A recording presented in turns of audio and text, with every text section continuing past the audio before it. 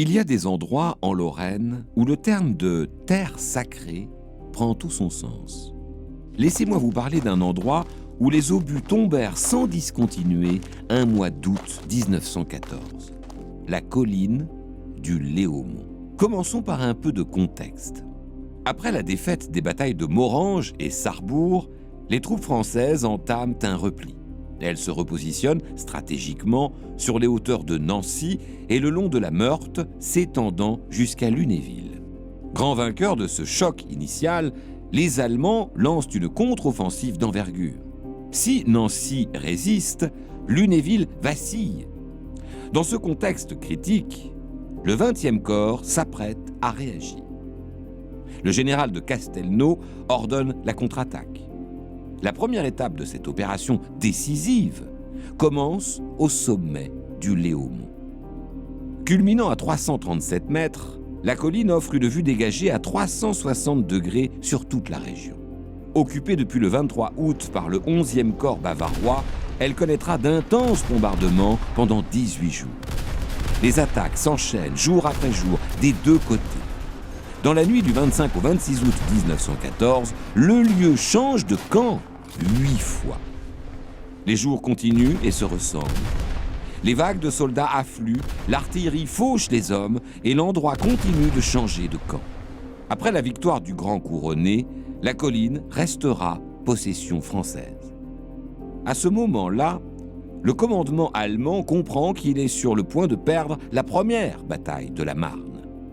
Le général des armées ordonne le 8 septembre l'envoi des troupes présentes en Lorraine sur le front de la Marne, abandonnant définitivement cette colline le 12 septembre.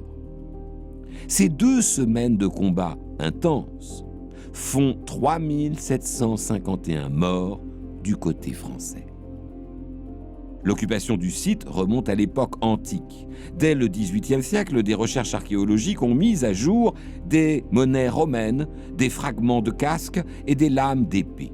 Vers 1097, un moine de Moyen-Moutier prénommé Hugues choisit la colline pour y établir un prieuré. Il baptise le lieu Léaumont en hommage au pape Saint Léon IX.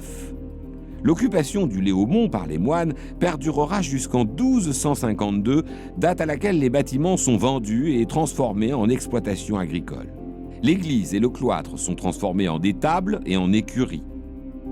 En 1914, les propriétaires quittent les lieux avant les combats qui détruiront leurs fermes. Après la guerre, il est décidé de construire un monument en hommage à ces durs combats d'août 1914.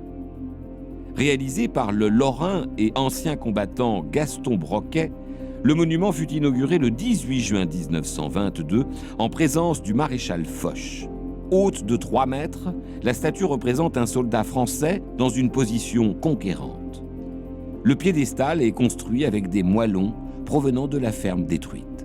Malheureusement, le monument sera dynamité par les Allemands en 1940 sous l'occupation.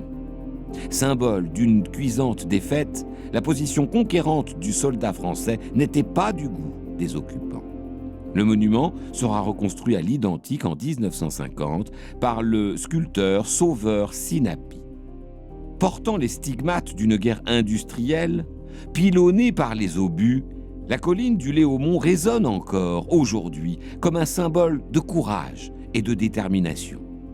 N'oublions jamais le courage et le sacrifice de ces milliers d'hommes, français et allemands, envoyés s'entretuer ici, sur la terre sacrée de Lorraine.